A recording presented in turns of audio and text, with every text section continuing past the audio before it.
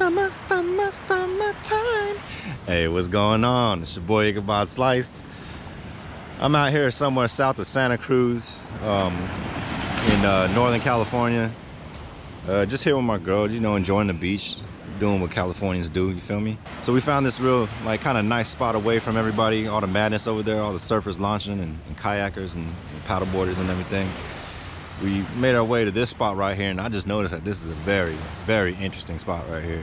So yeah, as you can tell, you know, it's just a cliff face basically, but it's an interesting cliff face because this cliff face was created by the deposits of marine sediments starting about 23 million years ago, and I guess maybe around like 3 million years ago it started uplifting because of fault activity and whatnot. But I mean, you know, there are layers, so it's layers of sediment, so there's a layer on top of that layer. You can imagine that water, you know, flows and hits a layer and just starts sheeting off of it, and then it comes and hits this point right here where it's just a break, and then it just seeps out the edge.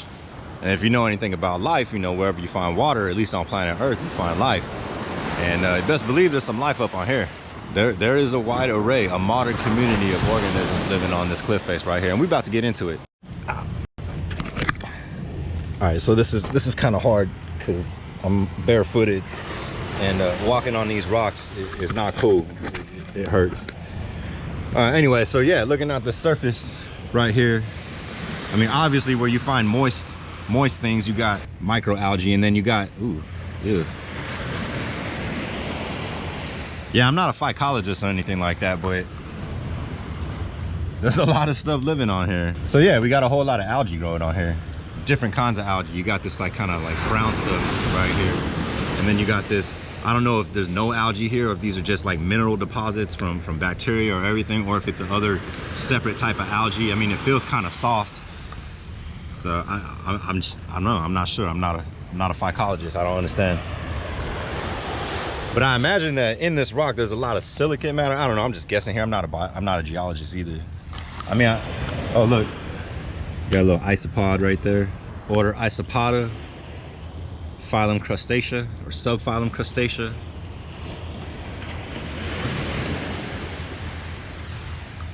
So 20 million years ago, this was all underneath the ocean. And I guess this is like a marine shelf. So there was a shelf underneath the water in the ocean. And it was like soft sediment, sand bottoms, probably mud bottoms. And you can imagine that the animals living in that soft sand, muddy bottom. And you could also imagine that the organisms that have like hard shells or some hard component to them will fossilize easily in this type of sediment when it becomes rock. And that is clearly evident by the fossils that are found in here. I mean, like, look right here. This is a good example right here. You have this fossil bivalve. I don't know what species it is. Oh, I just broke it. So it could, I mean, ooh, I wonder what it is. And then you can see even in these cobblestones, they're just fossilized mollusks mostly, it looks like. Phylum Mollusca, class Bivalvia. Ooh, look at the steam coming off the rocks.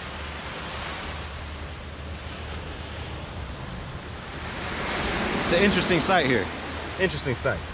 Yeah, I cannot figure. Oh, I see something I might know right here. I might have to get the other camera out for this. Hold on. Okay, where is it? Where is it? Ah, there it is. There it is. There it is. All right, that little thing right there. That look here. Let me touch it to make here. Oh, is it moving? Is it moving? Yeah, see, it's moving. All right, see that right there. That is a dipteran, so it's an insect in the order Diptera, which is the order of true flies. All right. And that is in the family Stratiomyidae, all right, or the family of soldier flies, as the common name goes. But yeah, so that's the larval version. Now soldier flies are known to live in like pretty nasty environments. You find a lot of them in compost heaps. There's species that live in really poor quality water, and there's this species that lives here on this seeping cliff face. So there's not a lot of water on this cliff face, and it's always constantly dripping off. A lot of this stuff that's growing on here is algae, so that's probably what this organism takes advantage of. It probably might eat fungal organisms that grow on this cliff face too. It's probably eating all that stuff. I don't even know. They might be predatory. I don't know. I have no idea what species this is. I guess I could collect it and take it home, but I'd have to kill it.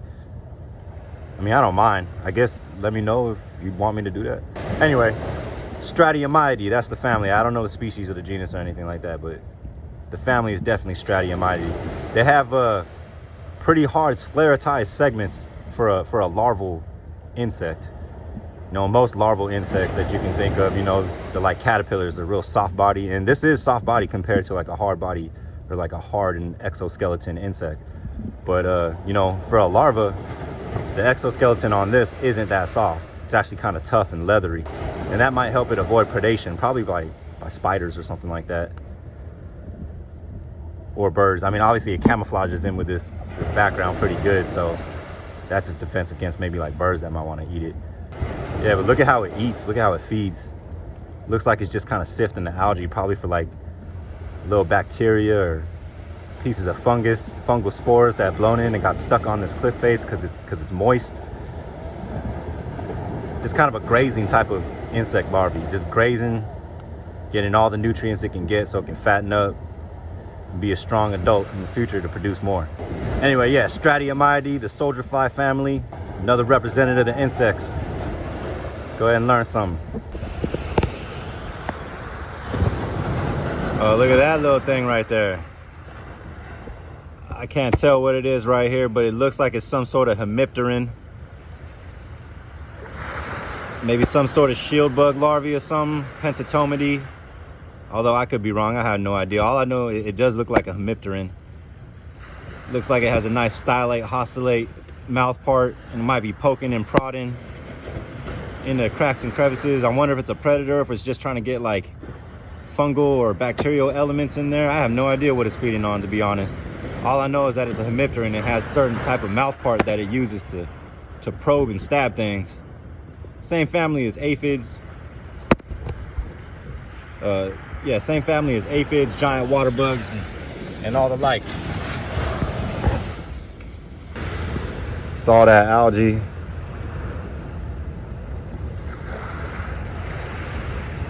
I wonder if that's an adult right there.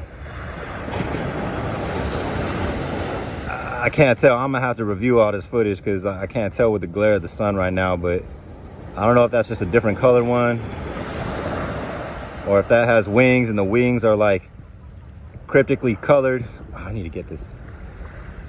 I don't know if the wings are like, yeah, I don't know. I can't tell. I don't know if those are wings or if that's just the color of the abdomen, or if it's a separate species or something like that. It also looks like a hemipteran.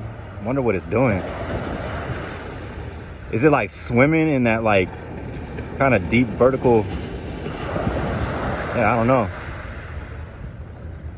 All I know is it's a hemipteran of some sort. I wonder. Yeah, I have no idea. I'm gonna have to look this one up later. Yeah, see, this that floats my boat, to be honest. Like this that keeps me interested in life. It keeps me alive. You know, just knowing that there's an actual community on the side of this cliff face.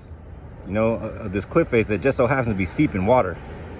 There's a community of grazers and plants and animals and definitely bacteria and fungus. There's a whole ecosystem here, because even though it kind of looks like we're looking down on something, like we're looking at a bug that's like inside of it, like a little micro puddle or something like that, this is actually vertical on the side of a cliff face. See? That's why shit is cool.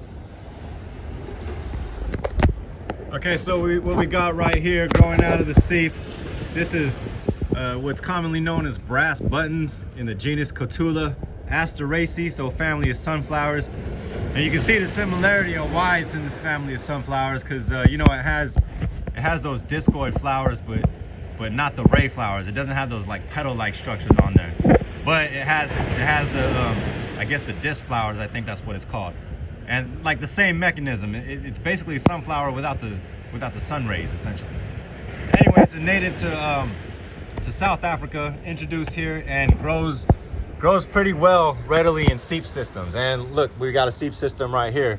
So it makes sense why this plant is found here. Sucks that it's an introduced one, but I mean, it's found a home to stay here on this seep system. And if you think about it, it's pretty protected from anything that might want to destroy it, i.e., you know, people walking on the ground, because you'll see this species of plant in like, you know, kind of open fields or open, wet, moist cattle fields and stuff like that too. But I didn't know that they like to grow on seep clip faces. This is the first time me seeing this, so that's kind of cool. Anyway, brass buttons, the genus Cotula, Asteraceae, sunflower family. All right, so that was an introduced plant, but there's a native plant up here too. It's way up there, so I can't reach it and show it to you up close. But anyway, that is I think it's pronounced Erythranthe guttata, or seep monkeyflower. And look, it's growing on a seep. How convenient, right? Anyway, yeah, seep monkeyflower. It used to be in the genus Mimulus, but I guess now they grouped it into its own genus, Erythranthe. Yeah, seep monkeyflower, also known to grow in a lot of seep systems, bog systems, kind of like wet, overall wetland areas and stuff like that. But this one's a native plant here, and it also finds a home on this seep system here too. You know, I feel like just like any biologist, if you're a biologist, you got to be into fossils too. And like this place, I love fossils. This place got a lot of fossils. All right, here we got all these bivalve fossils. Because again, this was a shelf underneath the ocean covered in sediment. And these were the little critters that was just living in it. And then maybe like some underwater landslide or something like that came down and just buried all of them, just flattened them. Or there could have been a die-off, and then these are just all the dead shells that just like were at the surface and just got covered up by the next layer. But you can see this happen multiple times. There's like a death layer down here, a death layer here, death layer up there, and it keeps on going up. So this tells you something about the geology or the geography of the area back then too. It might even tell you how much rainfall there was back then too, based on the chemicals constituents of the rock that it's in here too. That's why you gotta love it though, baby. I'm only trying to tell you the truth. That's it. I don't even know what they are. Like that one looked like it might be a cockle, or it could be a scallop too. I don't know. Clinocardium might be I have no idea. And that one looks like a Washington clan, Saxidemus or Saxidomus. I can't remember. Now I'm not saying that these are the same species that we got around today, but I mean, it's totally possible. I have no idea. It's just crazy that, you know, the specimens we're seeing here are millions of years old for sure. Dang. Yep, this is it right here. This is, yep.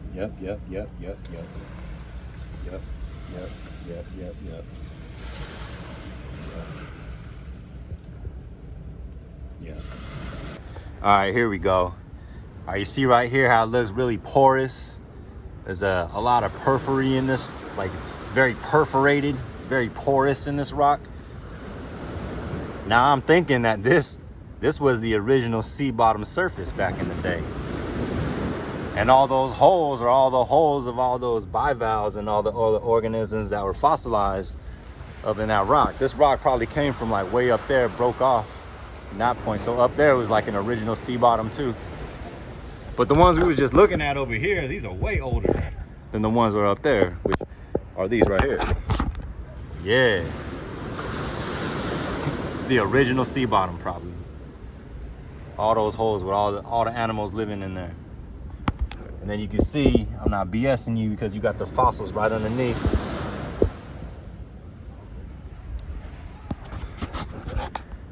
Yup. Oh, look. Hey, this is a little juvenile purple sea urchin, Strongylocentrotus purpuratus. Phylum Echinodermata. Stands for spiny skin, and you can see that its skin is quite spiny.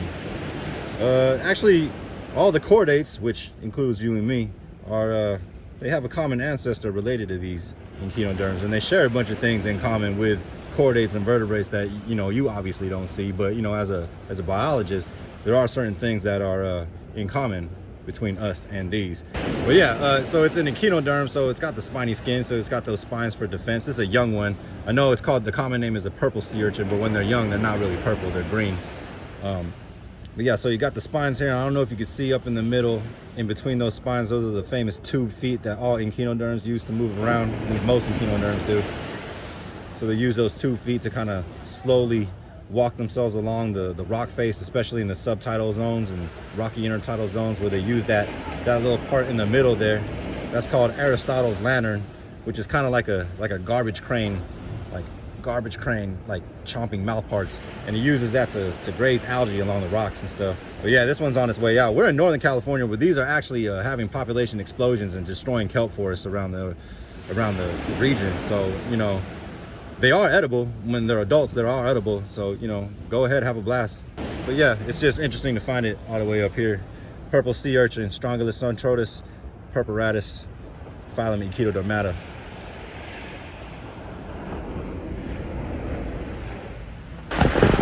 Yeah, and then of course you come to the water and you got a bunch of extant organisms. Those are organisms that are still alive. I'm gonna try to talk about this without getting splashed right here, because this wave pressure is adding this oxygen and the nutrients to a lot of the photosynthetic organisms, like this green algae right here, this chlorophyta. Yeah, and then you got your Anthopleura elegantissima, the aggregating anemone, phylum Daria, and then you got these right here, your Thalanus/Balanus. Your barnacles, acorn barnacles. There's like 2 or 3 different species of these. Then you got your limpets right here, phylum Mollusca, your gastropods, genus Ladia. All right, and then we also got these other gastropods right here, these snails. This is, I think these are Littorina, or I forgot, maybe periwinkle snails or something like that. Anyway, that's all the extant organisms that are currently found in this beach right here in Northern California. So yeah, there you have it. The seep ecosystem that is quite literally being built upon past ecosystems, upon vastly different past ecosystems. Marine ecosystem, you got terrestrial ecosystem growing upon the residuals of a once thriving marine mud bottom ecosystem. Yup. Man, I hope y'all found that as interesting as I did. Anyway, keep your decisions scientific. Stay away from all the gimmicks. I'm Ichabod Slice. Peace up, peace out. Learn something.